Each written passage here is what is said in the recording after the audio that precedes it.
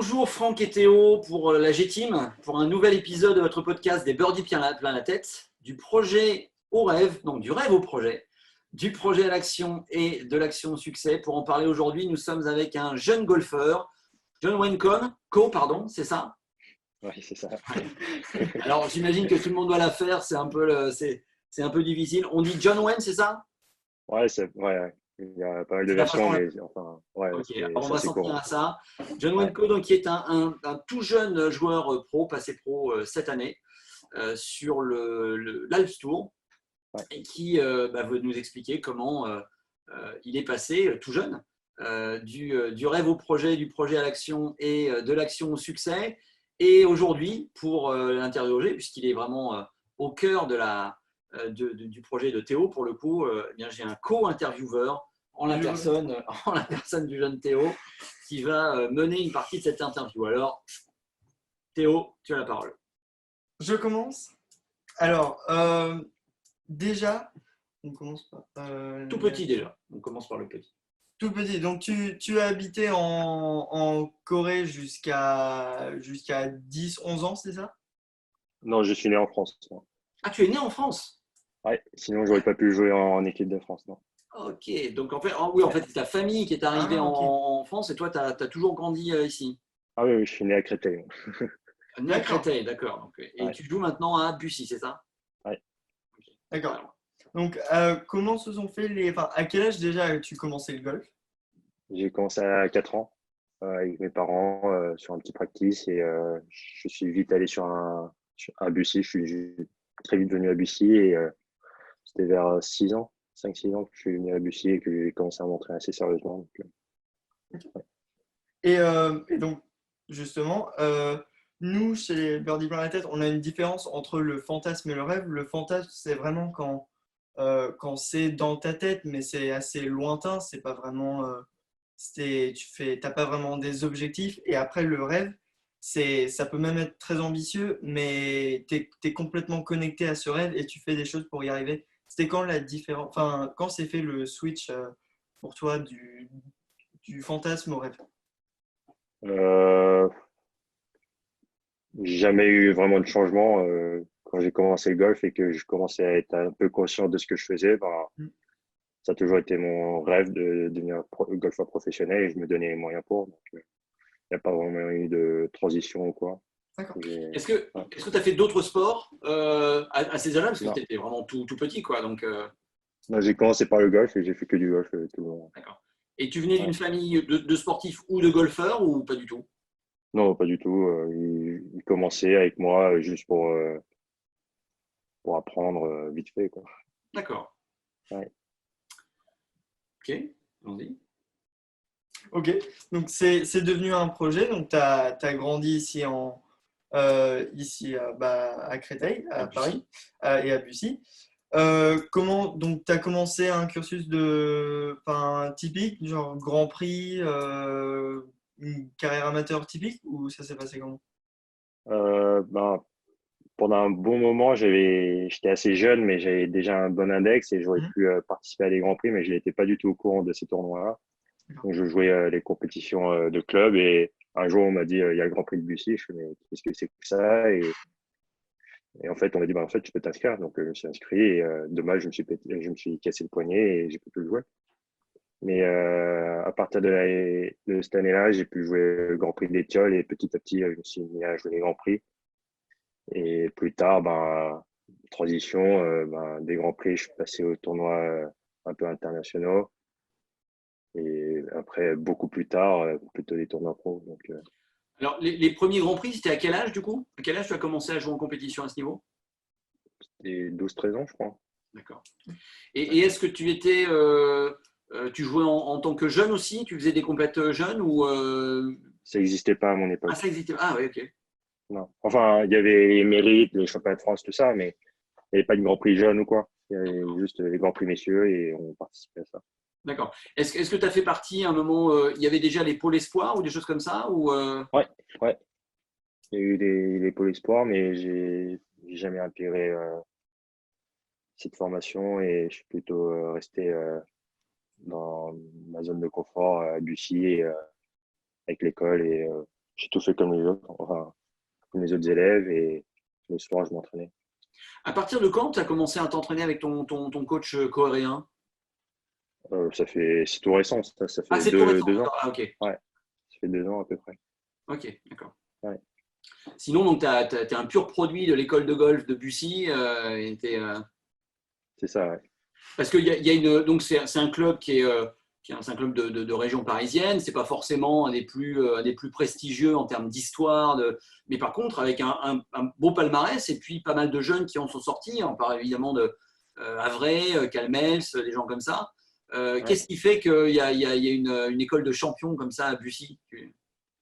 Hum, je sais pas trop. Enfin, je pense que la génération de Romain, de François et tout ça, ça a été très différent de ma génération à moi. Donc, je peux pas trop comprendre comment ça s'est passé de leur côté. Mais pour nous, on a quand même eu un bon encadrement avec un bon coach, Frank Schmidt, qui connaît pas mal le jeu. Et techniquement, il est très, très pointu. Et je pense que ça a été pas mal. On était pas mal de jeunes, donc on s'entraînait pas mal ensemble. Et ça a créé un mouvement positif, général, pour qu'on puisse aller de l'avant. C'est dommage qu'à partir d'un moment, bah, on voyait de moins en moins de personnes au golf et que ça a un peu tourné, quoi. Ouais, c'est un peu compliqué. Il y a des générations, puis il y a des creux de vague. Et, C'est ouais. ça. Mais là, cette année, vous gagnez la Gounouillou, donc c'est une bonne période pour le coup. Ouais. Bah, par rapport à l'équipe qu'on a vue au championnat de France jeune, moins de 17 ans, ben, il y a eu ça a complètement tourné, quoi. Il y a plus du tout les mêmes personnes, mais n'empêche qu'on a une équipe super solide, donc c'est super. D'accord. Une question? Bah oui, donc la carrière amateur s'est fait comme ça, 12-13 ans, tu faisais des grands prix. Euh, Tu n'as pas fait partie des pôles, mais donc comment s'est fait le transit déjà en fac américaine? C'était via des agents de golf ou c'était plutôt par l'école ou ça s'est passé comment?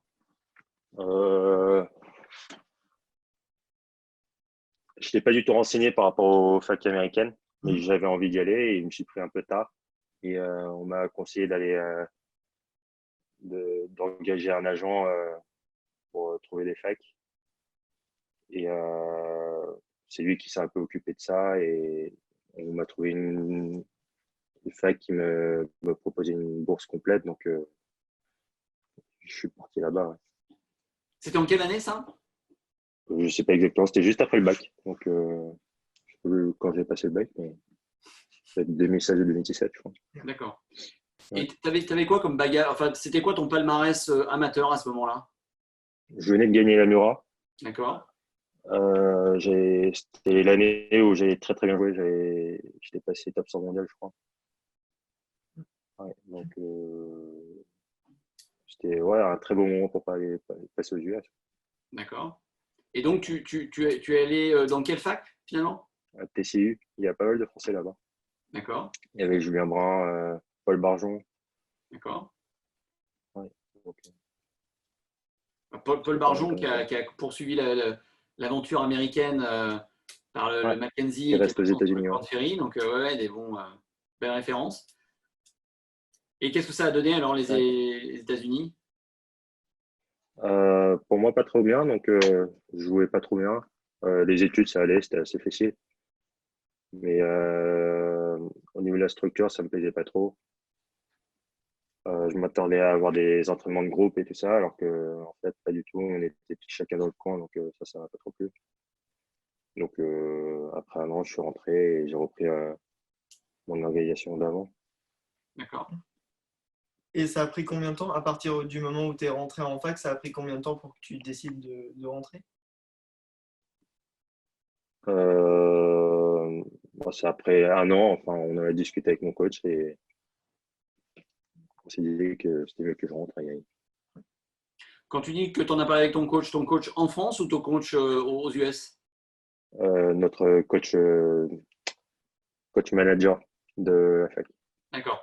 Est-ce que, parce que c'est ce que j'entends souvent dire, on entend souvent dire que il y a là-bas, comme tu dis, un coach manager, mais il n'y a pas forcément de coach, notamment de coach technique, de coach individuel, et que certains Français qui partent gardent du coup leur contact avec leur coach d'origine. Tu as fait la même chose, toi? Non, j'ai essayé de rester coach là-bas et c'était peut-être pas une très bonne idée. Donc, pour ma part, après, il y en a qui ont vraiment apprécié l'expérience et qui en sont ressortis bien plus forts, mais moi, ça n'a pas trop collé. Non. Alors, ça, c'est des choses qui n'ont pas été. Est-ce qu'il y a des choses, pour le coup, même si l'expérience globalement, tu ne la considères pas comme positive, est-ce qu'il y a des choses que tu as apprises, découvertes là-bas et que tu gardes avec toi aujourd'hui? Ce qui est toujours top aux États-Unis, c'est qu'on joue dans des golfs inaccessibles autrement. On a joué Pebble Beach, on a joué Colonial où il y a un PGA Tour aussi. Enfin, on joue des parcours méticuleux, parfaits. Et c'est très bien si on joue bien, il n'y a rien de mieux pour performer, pour se donner confiance. C'est surtout ça le côté positif. Tu as compris ce qui s'était pas bien passé, tu as compris ce dont tu avais besoin et que tu n'avais pas là. Tu as tourné cette page en disant oui, bah voilà, j'ai eu cette expérience et maintenant je suis plus fort, ou est-ce qu'il y a encore quelque chose où tu dis que tu ne sais pas très bien pourquoi ça n'a pas fonctionné? Non, je vois à peu près pourquoi ça n'a pas marché. Enfin, j'avais pas un coach qui me correspondait qui me correspondait. C'était un peu autre chose, je pense. Je me cherchais là-bas. Enfin, c'était pas le meilleur moment pour me chercher. Donc. D'accord. Oui, c'est un environnement hyper compétitif. C'est pas forcément le moment de l'introspection et où on se pose des C'est ça. questions. Ouais. Il donne pas trop le temps pour ça. J'ai lu, je ne sais plus, dans un article récent, je crois que c'était après l'Open de France, où il y a eu un moment où tu as dû peut-être pas te transformer physiquement, mais en tout cas changer quelque chose physiquement pour devenir un athlète en fait et intégrer cette notion physique athlétique du boulot de golfeur professionnel. Tu peux nous expliquer un peu comment ça s'est passé, ça? Ça s'est passé très lentement parce que j'étais pas trop. J'aimais pas trop bosser physiquement quand j'étais petit, enfin pendant un bon moment, mais on nous forçait à l'école de golf, donc j'en faisais quand même 1 ou 2 fois par semaine assez souvent. Et à partir d'un moment, je me suis dit bon, ce serait peut-être mieux de bosser plus sérieusement, et donc je me suis mis avec mon coach physique Cyril Le Guazigo, qui est membre TPI, et depuis, ça fait quelques années qu'on bosse ensemble et qu'on essaie de mettre le top de la forme pour éviter les blessures, surtout pour ça. D'accord. Parce que tu as un physique assez, assez costaud de base, donc il s'agissait de le ciseler plutôt que de prendre justement. Il y en a leur problème, c'est de ne pas être assez costaud, justement. C'est peut-être pas trop ton problème. Pour ma part, c'était plutôt parce que j'étais capable de générer beaucoup de vitesse, même quand j'étais petit. Et mon seul problème, c'était que mon corps, il n'arrivait pas à tenir cette vitesse. Donc, il fallait que je me transforme, comme vous avez dit, physiquement pour avoir un corps qui permet de mieux tenir ces violences. Et maintenant, tu as pris goût au travail physique, ça fait partie de ton. Non, c'est toujours difficile, mais je sais que faut le faire, donc je le fais. Mais s'il y a des jours où je peux ne pas le faire, je le fais pas. Et c'est plutôt pour l'instant, c'est plutôt du travail physique, genre haltéro, ou c'est plutôt mobilité, renforcement? Un peu de tout, c'est en fonction des séances. On se fait des séances avec beaucoup de poids de temps en temps, et sinon on fait du dynamique, on fait un peu de tout. Faut pas rester sur un seul truc à chaque fois. Faut un peu varier, je pense. Et c'est quoi? C'est une pratique quotidienne, quasi quotidienne ou 5 à 6 fois par semaine. Ouais. Et en tournoi, c'est un peu. J'arrive pas à le faire en tournoi, donc le but cette année, c'est de l'incorporer un peu dans les tournois. D'accord. Ouais. Okay. Alors, le retour en France, ça se passe comment? L'année d'après, concrètement, tu fais quoi? Tu t'inscris Tu poursuis des études ou tu pars complètement dans le golf? Comment ça se passe? À partir du moment où je suis rentré des États-Unis, je me suis dit que pour les études, ça allait pas me plaire en France. Donc, puisque je pouvais pas faire et le golf et les études. Enfin, c'est l'idée que j'avais. Donc, je me suis dit, autant faire du golf et voir un peu comment ça se passe. Et si ça se passe mal, on va en études. Et puisque mon ranking mondial avait beaucoup régressé, je pouvais plus rentrer dans les tournois internationaux. Donc, j'étais obligé de rejouer les grands prix, tout refaire un peu ce que j'avais fait il y a quelques années. Et les 2 premiers tournois, je les ai gagnés de 10 coups. Donc, ça m'a quand même donné pas mal de confiance et ça m'a permis de faire une très bonne saison. Et à partir de cette année-là, est-ce que tous les ans, tu jouais les cartes ou est-ce que tu repars dans l'intention de jouer plusieurs saisons amateurs avant d'envisager un passage en pro? Euh, Après mon retour, je me suis dit que les cartes, c'était quand même un peu trop tôt. Et en fait, si on a les moyens, c'est bien d'y aller et de voir comment c'est, quoi. Parce que plus tard, quand on se sent prêt et qu'on y va, c'est un peu différent de ce qu'on s'imagine. Donc, c'est toujours bien de tester, de comprendre un peu comment ça marche. En tout cas, je pensais que j'étais pas encore prêt, donc je me suis dit, je vais refaire quelques tournois amateurs, passer à l'international, passer dans le top 50 mondial. C'était mon objectif. Et après, essayer d'avoir des sponsors ou des, des invitations sur les tournois du Challenge Tour européen pour enfin passer pro. C'était mon idée. Donc à partir de ce moment-là, tu as fait quoi? Trois saisons en amateur avant de Euh, passer pro? J'ai dû faire 3 ans, je pense. Ouais. Si ça se trouve, je dis complètement n'importe quoi, mais c'est ce que je crois. Ouais. Je suis pas très bon avec les dates, non. Justement, est-ce qu'il y a sur cette période-là, enfin, on a entendu la Murat, donc la Murat c'est déjà pas rien, hein, international de France, alors que tu étais très jeune. De ces années amateurs après ton retour des États-Unis, en termes de palmarès, en termes de temps fort, qu'est-ce que tu retiens? Hum, Je retiendrai surtout tous mes cuts passés sur les tournois de pro l'année dernière, enfin sur les Challenge Tour et européennes. Donc ça, c'est quand même vraiment un point positif que je retiens et qui me donne confiance pour la suite. Euh, tournoi, tournoi à ma dernière, j'ai fait un top 5 sur un Next Tour. Enfin, des perfs qui sont assez bonnes à, à se rappeler. Oui.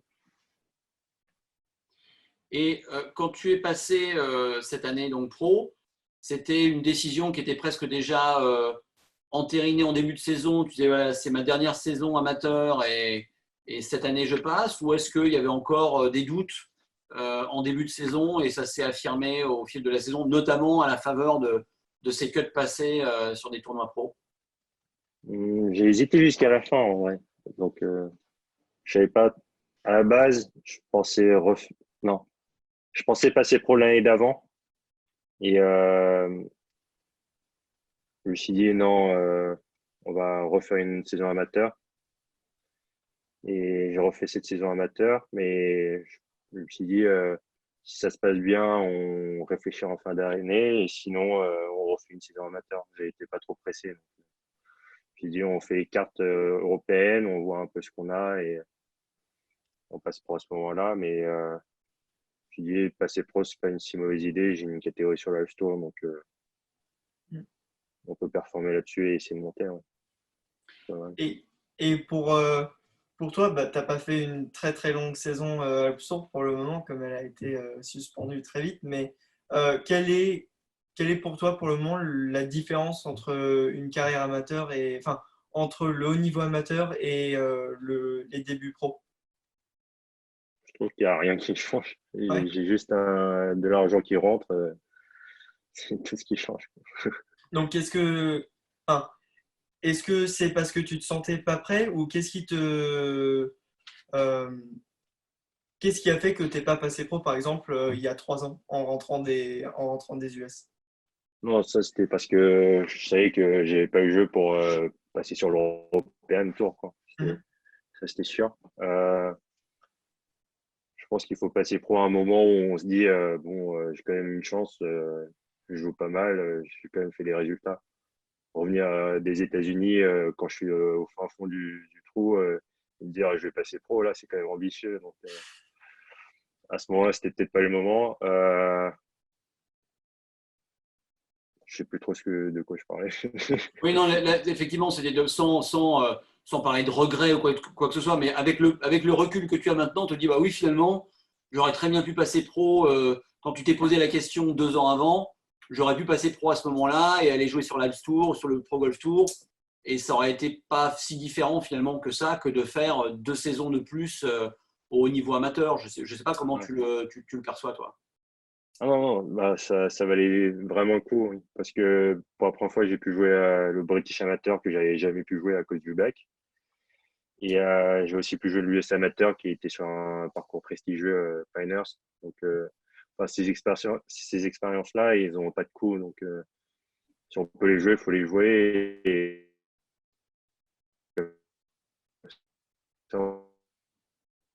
Il y a des petites coupures. Ouais, ça a un peu Ouais, coupé. je sais pas si. Ouais, je sais pas si. en tant que pro, c'est des mots savourés. Ah, ouais. Ouais, on a eu des petites coupures sur les 2 dernières minutes là, mais D'accord. ça a l'air de tenir à peu près la Ouais. connexion. Ok, donc alors maintenant, justement, en termes d'organisation, comment s'organise différemment justement une saison pro par rapport à une saison amateur? Parce que une saison amateur, ça coûte de l'argent, quoi. Une saison amateur au plus haut niveau pour aller se déplacer sur ce type de tournoi. Donc, quelle est la différence d'approche entre une grosse saison amateur et une première saison pro? Euh, pour les saisons pro, je me disais qu'on avait un peu moins le luxe de choisir les tournois qu'on allait jouer, puisque chaque tournoi, il y a des points à gagner, alors que sur le hockey mondial, c'était un peu sur une base, une moyenne, et c'était pas, le but, c'était pas de faire un maximum de tournois, alors que là, c'est faire un maximum de tournois et gagner un maximum de points, et c'est savoir comment bien gérer des périodes de fatigue et tout ça. Donc, à ce niveau-là, c'est un peu différent. Bon, malheureusement, j'ai pas pu encore expérimenter ça. Tu as joué combien de tournois Et, du coup? deux, Ah oui. deux tournois. Et deux, et tu fais un top 4 et puis l'autre, je sais plus. Je fais 20 ou 30 et quelques. D'accord. Ouais. Et sur ces deux Euh, tournois, est-ce que tu es quoi, surpris du niveau? Ça te confirme le niveau? Quelle est l'impression par rapport au champ de joueurs, par rapport au niveau de jeu? hmm, je connaissais un peu déjà l'App Store, donc je savais à quoi m'attendre. Ça m'a pas trop surpris. C'était dans mes expectations. Ouais. Ah bah au moins, voilà, tu es revenu avec ça. Tu parlais peut-être déjà anglais avant, mais au moins tu parles anglais maintenant. Ouais. Pardon. Et donc, le coach coréen, ça s'explique. Enfin, c'est quoi l'explication et qu'est-ce qui fait que tu estimes que c'est vraiment le meilleur système pour toi aujourd'hui? Mon père, il avait demandé un peu à ses proches s'ils connaissaient des bons coachs en Corée et on nous a présenté cette personne-là. Je suis allé le voir et ça s'est très bien passé. Et je me suis dit, il a quand même des bases super solides. On va essayer avec lui.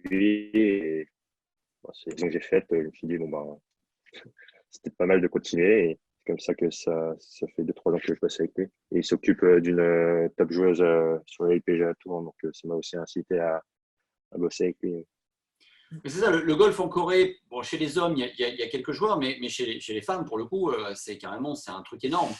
Mm. Et tu enfin, je veux dire, es influencé par ça, toi, justement, de par tes origines coréennes, tu te sens connecté à ça ou ça se trouve, voilà, c'est juste, ça se trouve comme ça et ça n'a pas beaucoup de sens, Euh, de signification. non, pas plus que ça. Je sais pas trop comment elles sont si fortes que ça, les Coréennes. Je comprends pas trop comment leur système est si différent que performe aussi bien.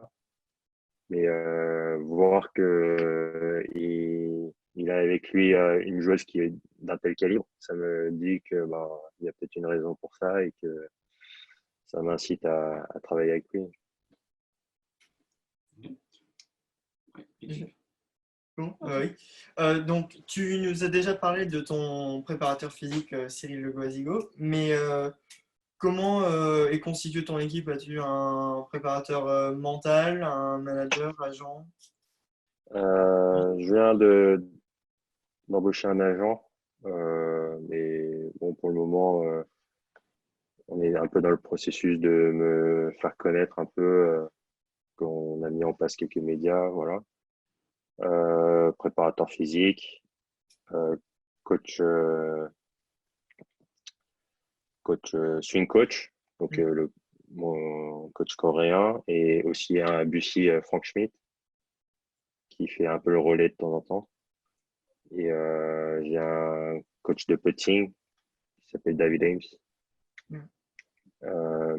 Et j'ai pas de préparateur mental, j'ai essayé d'en contacter, mais pas disponible. Donc pour le moment, j'en ai pas, mais je pense que c'est une bonne chose à avoir dans le futur. Okay. Justement, aujourd'hui, qu'est-ce que tu estimes être ton point fort et peut-être ton plus gros point d'amélioration par rapport à cette nouvelle étape de ta carrière? Dans le jeu, Oui, dans le jeu, oui, en tant que golfeur. point fort, il serait dans ma capacité à mettre un peu en jeu, enfin, à envoyer loin et assez droit, sans éparpiller trop les balles. Donc, ça serait mon point fort avec un peu ma concentration, ma capacité à rester dans le jeu sans me laisser influencer par des mauvais coups ou quoi que ce soit. Mhm. Point faible, il serait un peu dans le wedging, dans les coups de fer, un peu à me mettre très près des drapeaux. Et j'arrive pas à être un peu au standard que j'aimerais être. Donc, c'est un point à bosser. Tes ambitions, c'est quoi? Ultimement, ton rêve ultime, c'est quoi? Number one. Numéro un. Ouais. Pas pour tout de suite, mais coming soon. Et en attendant, en montant vers ça, il y a des objectifs. Il y a comme peut-être gagner l'Open de France, jouer Augusta, les JO 2024. Est-ce qu'il y a des étapes? Comment ça? Ah, ça a coupé, tu peux répéter ta question, s'il te plaît? Ouais. Avant d'arriver à un numéro 1 mondial, est-ce que tu as des objectifs un peu étapes comme j'ai trois exemples, peut-être gagner l'Open de France, jouer Augusta, jouer les JO 2024 à Paris? Ah, je regarde vraiment step by step. Donc, Ouais. pour le moment, c'est vraiment finir dans le top 5 de l'App Store ou peut-être passer les cartes européennes. L'un des deux, ça me va très bien. Mhm. Et le but, ce serait d'être sur l'European Tour dans 3 ans. C'est le temps que je me donne à peu près. Et à partir de là, faire. En fait, je sais que mes étapes, elles vont vraiment tout le temps évoluer. À chaque fois, chaque année, je vais peut-être accomplir mon objectif et l'année d'après, j'aurai un nouvel objectif et je me fais un peu des objectifs comme ça plutôt que de me dire je vais finir là. Enfin, ouais, Ouais. j'essaie de voir année par année, quoi. Et alors, année par année, c'est une chose. Au jour le jour, ou au mois ou à la semaine, tu es quelqu'un d'organisé, tu planifies beaucoup, tu programmes tes journées ou est-ce que tu es plutôt au feeling ou entre les deux? Comment ça se passe? Hum, un peu les deux, je dirais. Je planifie pas non plus la journée en me disant à 8h à 9h, je vais aller cheater. Enfin, je me dis, bon, le secteur que je dois un peu bosser en ce moment, c'est ça. J'ai un peu priorité. Oui, c'est compliqué, personne ne sait très bien comment dire ça. Prioriser, on dit un Et peu, je crois. prioriser, ouais.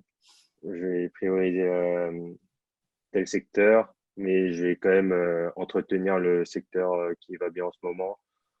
Je sais ce qu'il faut travailler, ce qu'il faut un peu peut-être moins travailler pour le moment. Et j'organise un peu mes journées en fonction de ça. Le problème, c'est que j'ai tendance à pas trop aller sur le parcours et c'est peut-être une bonne chose d'aller sur le parcours assez souvent. D'accord. Ouais. Ouais. Tu es plus un joueur de practice? Ouais. Ok. Bah, ouais, parce que la question se pose bien maintenant, parce que j'imagine que comme tout le monde, tu es un peu coincé à la maison, Ouais. enfin chez toi à la maison.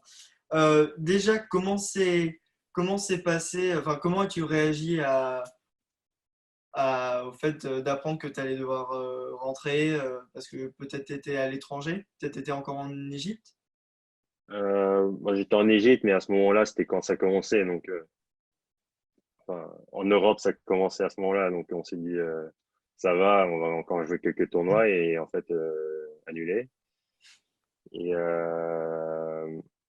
au début, je me suis dit, bon, ça risque d'aller loin parce que, ben, puisque je suis coréen, j'ai vu un peu ce qui s'est passé en Corée. Ouais, Et je me suis dit que ben, les tournois de mai, et peut-être de juin, ils allaient sauter. Donc, je m'attendais à un confinement qui allait, peut-être pas un confinement, mais à une limitation dans le déplacement qui allait être assez long et pas de tournoi. Donc, c'était un peu dur pour la motivation, c'est sûr. Je pense que ouais, ça devait être un peu la même chose pour toi, mais ouais. je pense que pour les sportifs, c'est une période assez difficile et bon, faut tenir bon et continuer à s'entretenir, je pense. Mhm. Et donc, du coup, on Ouais. parlait d'organisation. Comment as-tu enfin, pas réagi à cette situation, ou la situation, mais comment as-tu rebondi enfin, comment as-tu, comment dire, Enfin, excuse-moi. voilà, qu'est-ce que tu fais de tes journées en fait? Voilà, c'est C'est ça, ça, c'est c'est ça. ça la question. Comment tu occupes ton temps Euh, en attendant que ça se passe? Bon, en ce moment, je tape des balles un peu quand j'ai envie. J'ai mis en place une couverture dehors pour amortir les balles. Moi, je peux pas taper dedans parce que j'ai l'impression que ça va partir de l'autre côté et j'ai peur de casser une vitre. Mais voilà, je tape un peu quand j'ai envie. J'ai un tapis de putting que j'ai acheté, que j'ai jamais utilisé. Et je me suis dit, bon, bah, c'est peut-être le moment de le sortir. Et Mhm. heureusement que j'avais ça, parce que sinon, j'étais foutu. Et je fais un peu de tout ça. Et ce qui est bien, c'est que je peux faire du sport tous les jours. Donc, j'essaie de m'entretenir au moins dans ce secteur de manière efficace. Je suis pas sûr que ce que je fais au golf, c'est assez par rapport à ce que je dois faire d'habitude, mais bon, je pense que ça va être un peu la même chose pour tout le monde, à part ceux qui sont aux États-Unis et qui s'entraînent sur les parcours. Je les envie un peu.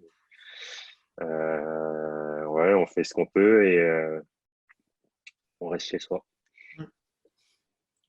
Est-ce qu'il y a déjà, alors peut-être des joueurs que tu connaissais déjà avant, mais des joueurs, notamment de l'Alps Tour, avec lesquels tu as une relation particulière et avec lesquels voilà, peut-être tu voyages avec eux quand tu vas en tournoi Bah, on voit tous les joueurs de l'App Store sont un peu regroupés et enfin il y a des groupes par-ci par-là, mais enfin, tout le monde joue les mêmes tournois, donc on se revoit à chaque tournoi et c'est facile de sympathiser. Donc j'apprécie être avec un peu tout le monde et c'est sympa. Enfin, on a une bonne ambiance, donc c'est cool. C'est quoi ton système justement, enfin, celui qui a été mis en place en début de saison pour les déplacements? Tu te déplaces avec un caddie, tu as un caddie avec toi ou tu prends quelqu'un sur place ou... Pour le moment, cette année, je pense que je vais plutôt rester tout seul, parce que j'ai essayé de jouer avec des caddies, mais si c'est pas un caddie permanent, c'est un peu dur de se mettre en synchronisation et de savoir ce qu'on veut chacun. Donc cette année, je vais rester tout seul, je vais rester à mes habitudes, comme à mes habitudes. Et sinon, je me déplace. J'aime bien me déplacer seul parce que ça fait moins de choses à organiser. Et, enfin, généralement, pour la chambre d'hôtel, j'essaie de partager parce que ça amortit un peu les coûts. Mais pour les tournois en Égypte, c'était pas trop le cas. Donc, bon, je suis allé tout seul. Quel rôle ont joué tes parents dans ton parcours, à part le fait d'être simplement tes parents, ce qui est déjà pas rien. Mais est-ce qu'ils se sont impliqués? Est-ce qu'ils ont joué un rôle à un moment? Ou est-ce qu'ils t'ont simplement soutenu, ce qui là non plus n'est déjà pas rien? Ils m'ont soutenu à 100% et ils étaient vraiment derrière moi. Donc, j'ai de la chance parce que je pense qu'il y a des familles où c'est peut-être pas c'est moins le cas. Après, ma mère qui reste à la maison assez souvent, ben, elle sortait au golf avec moi de temps en temps pour me ramasser les balles, enfin, pour me tenir compagnie. Et ça, c'est toujours bien parce que s'entraîner tout seul de temps en temps, c'est un peu relou, quoi. Donc, c'était un bon soutien moral. Et même quand j'étais un peu découragé, que je voulais un peu moins m'entraîner, ben, ils étaient là pour me dire, ben, voilà. Voilà. Ben, et en tout cas, ils m'ont bien accompagné dans ma carrière. Et tu as des frères et sœurs, non? Je suis fils unique. D'accord. Okay. Oui. Et là, par rapport à la suspension de saison, tes partenaires, tes sponsors, comment ça se passe? Vous êtes en contact avec eux? Vous préparez l'avenir? Comment ça se... Pour le moment, j'aimerais être un peu plus connu. Ouais. J'ai le département qui m'aide un peu. D'accord. J'ai la fédération et TechLest qui m'aident pour le moment. Après, pas de piste pour le moment, mais j'espère que ça va venir. Mais c'est déjà bien. Ouais.